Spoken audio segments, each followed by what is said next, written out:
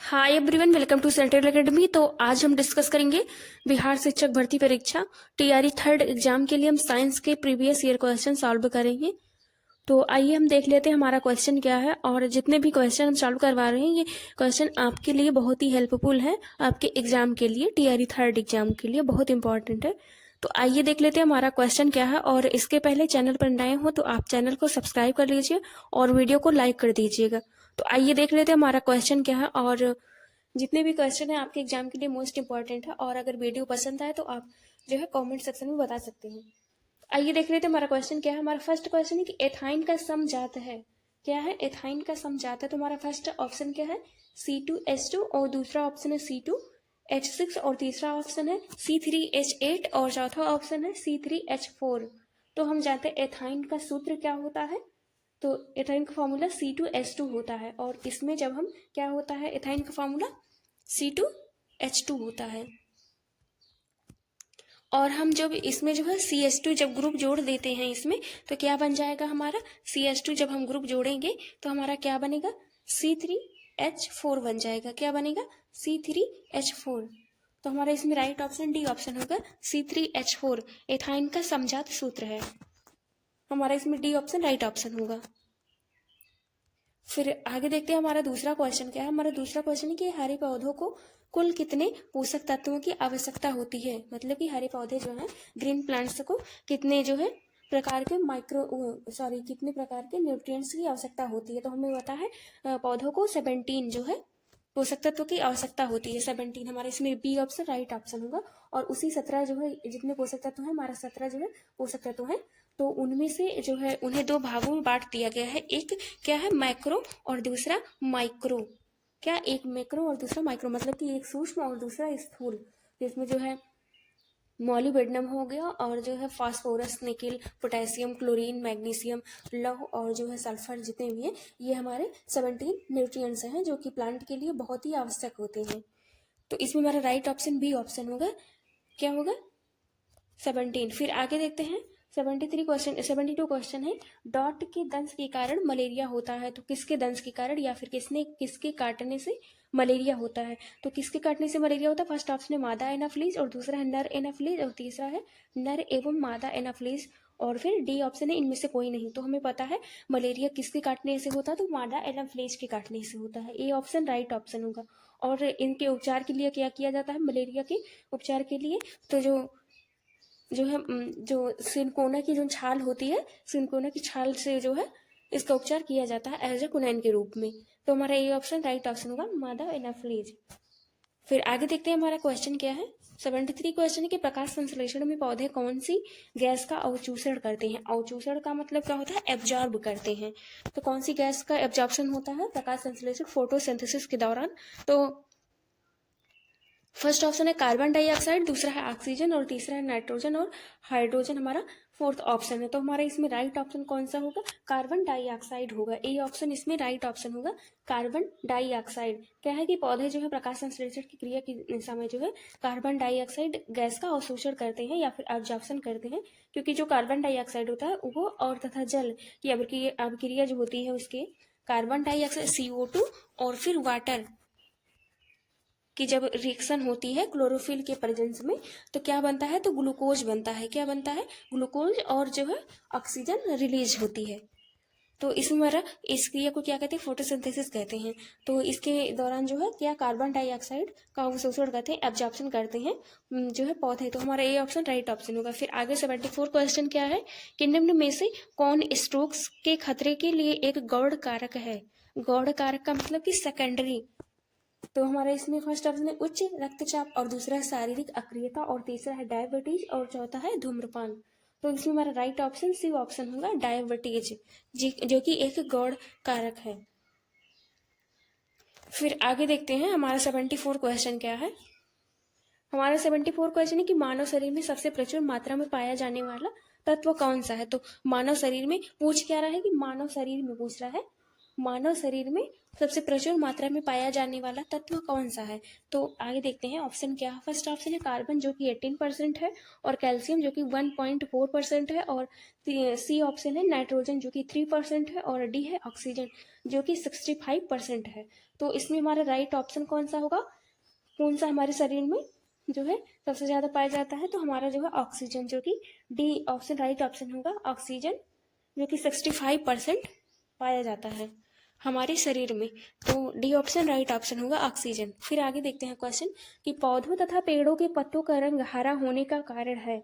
तो हमें पता है जो पौधों प्लांट के जो पत्तियां हैं वो हरे किसके कारण होती हैं? तो वो क्लोरोफिल के कारण होती हैं। इसमें हमारा बी ऑप्शन राइट ऑप्शन होगा, क्लोरोफिल होगा। फिर बी ऑप्शन राइट ऑप्शन होगा। फिर आगे देखते हैं क्वेश्चन क्या है। आगे क्वेश्चन है कि निम्नलिखित पादप अंगों में से कौन सा अंग आश्वसन क्या है? कौन सा अंग श्वसन अंग है? मतलब कि रेस्पिरेटरी ऑर्गन कौन है इनमें? क्या है रेस्पिरेटरी ऑर्गन कौन है इसमें प्लांट में? तो फर्स्ट है फूल, दूसरा है पत्ती, तीसरा है जड़, और चौथा है इनमें से कोई नहीं। तो हमारा इसमें राइट ऑप्शन कौन है? हमें पता है कि जो है प्लांट में जो रेस्पिरेटरी ऑर्गन है उनका वो क्या है? तो वो पत्तियां हैं। बी ऑप्शन राइट ऑप्शन होगा, पत्ती, जिसके द्वारा श्वसन होता है। तो फिर आगे देखते हैं क्वेश्चन क्या है। क्लोनिंग पद निम्नलिखित में से संबंधित है। तो हमें जानते हैं क्लोनिंग का क्या मतलब होता है। क्लोनिंग का मतलब होता है कॉपी करना। क्या? कॉपी करना क्लोनिंग का मतलब होता है। और क्लोनिंग शब्द जो है हमेशा जेनेटिक इंजीनियरिंग में यूज होता है। जो है जीन लेवल पर जब हम इंजीनियरिंग करते हैं, उसका कट करते हैं, कॉपी करते हैं, तो जो है उसमें यूज होता है तो क्लोनिंग शब्द। तो हमारा इसमें राइट ऑप्शन बी ऑप्शन होगा, जनन विज्ञान होगा इसमें। क्या? जनन विज्ञान, बी ऑप्शन राइट ऑप्शन होगा। जब हम जेनेटिक इंजीनियरिंग पढ़ते हैं तब उसमें ये यूज होता है, क्लोनिंग शब्द कॉपी के लिए यूज होता है। तो बी ऑप्शन राइट ऑप्शन होगा, जनन विज्ञान। फिर आगे है न्यूरॉन इकाई है। क्या है? न्यूरॉन इकाई किसकी इकाई है? तो फर्स्ट ऑप्शन है संयोजी ऊतक की, या फिर बी ऑप्शन है पेशी ऊतक की, और तीसरा एपिथेलियम ऊतक की, या फिर चौथा है तंत्रिका ऊतक की। तो हमें पता है न्यूरॉन इकाई है किसकी है? न्यूरॉन किससे संबंधित है? वो नर्वस सिस्टम से संबंधित है, नर्वस टिश्यू से। तो हमारा राइट ऑप्शन डी ऑप्शन होगा, तंत्रिका ऊतक होगा इसमें। फिर आगे देखते हैं हमारा क्वेश्चन क्या है।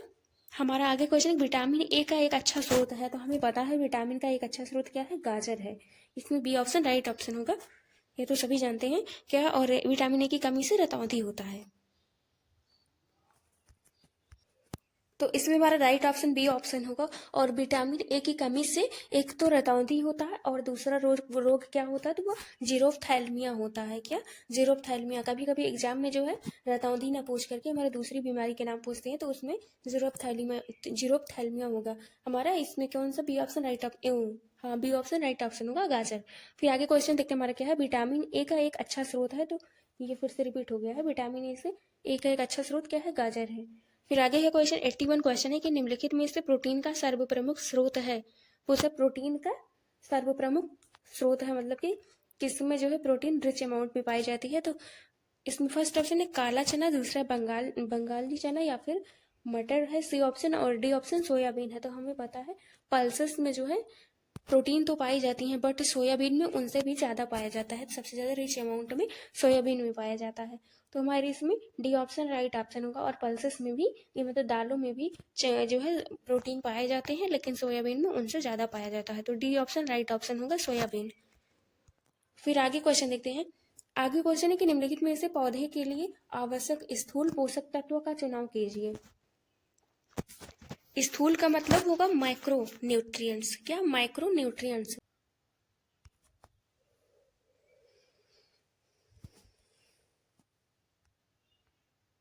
फिर हम आगे क्वेश्चन देखते हैं। हमारा आगे क्वेश्चन क्या है। निम्नलिखित में से कौन सा तत्व मानव जाति में प्राकृतिक रूप से नहीं पाया जाता है?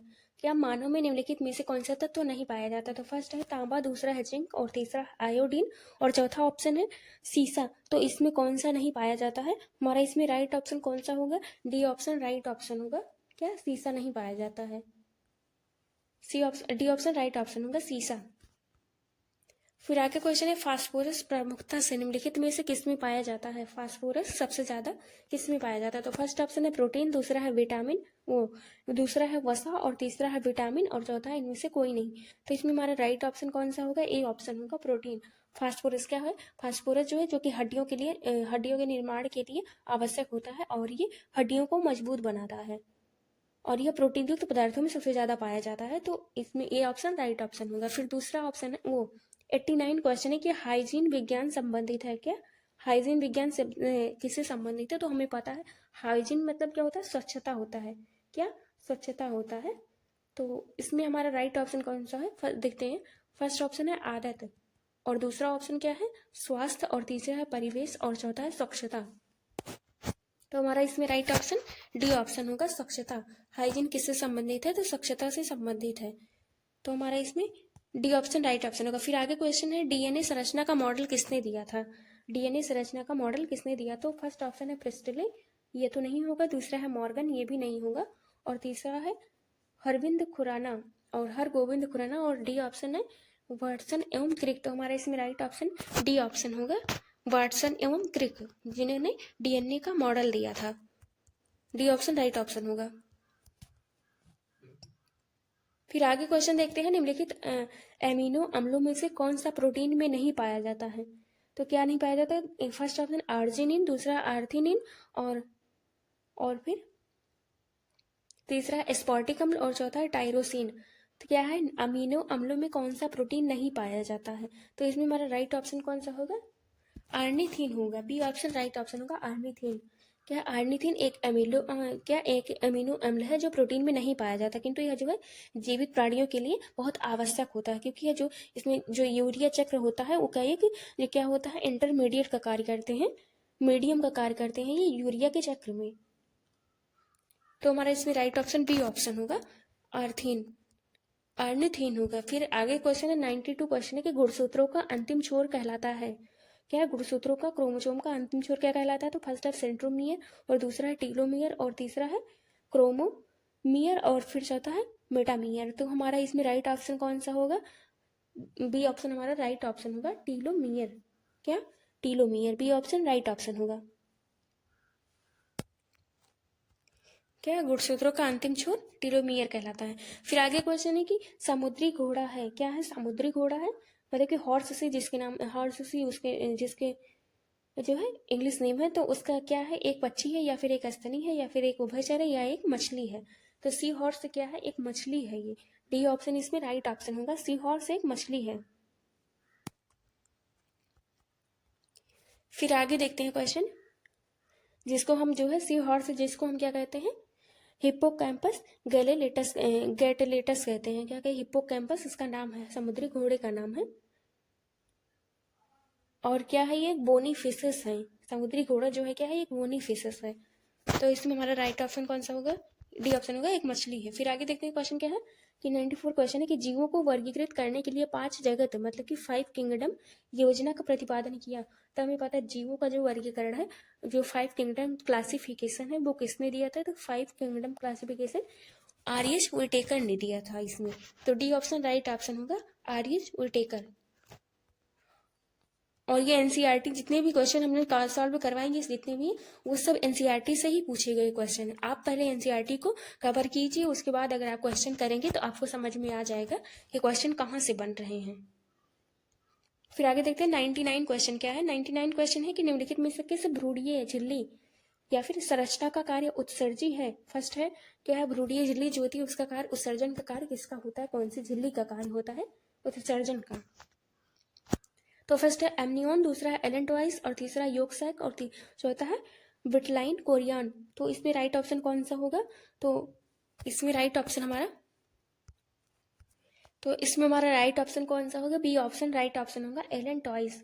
क्या? एलेंटोइस जो भ्रूणीय झिल्ली होती है, एम्ब्रियोनिक जो मेम्ब्रेन होती है हमारी, वो उत्सर्जी का काम कौन सी मेम्ब्रेन करती है? तो एलेंटोइस करती है। ये जितनी भी वो मेम्ब्रेन है उनमें से जो एलेंटोइस मेम्ब्रेन है वो जो है उत्सर्जी का काम करती है, एक्सक्रीटरी ऑर्गन्स का काम करती है। तो इसमें बी ऑप्शन राइट ऑप्शन होगा, एलेंटोइस। फिर आगे देखो क्वेश्चन 100 क्वेश्चन है कि मानव नेत्र में रंग की अनुभूति होती है।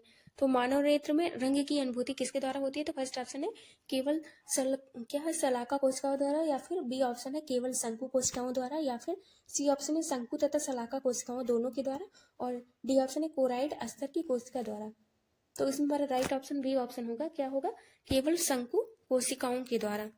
बी ऑप्शन राइट ऑप्शन होगा, केवल शंकु कोशिकाओं के द्वारा। तो आज हमने जो है कितने 40 क्वेश्चन आपके करवा दिए हैं हम। कल की वीडियो में हम साइंस के ही क्वेश्चन लेकर आएंगे। अगर वीडियो पसंद है तो वीडियो को लाइक और चैनल को सब्सक्राइब जरूर कर लीजिएगा। मिलते हैं कल की वीडियो में। कल की वीडियो में भी साइंस के क्वेश्चन ही करवाएंगे। धन्यवाद।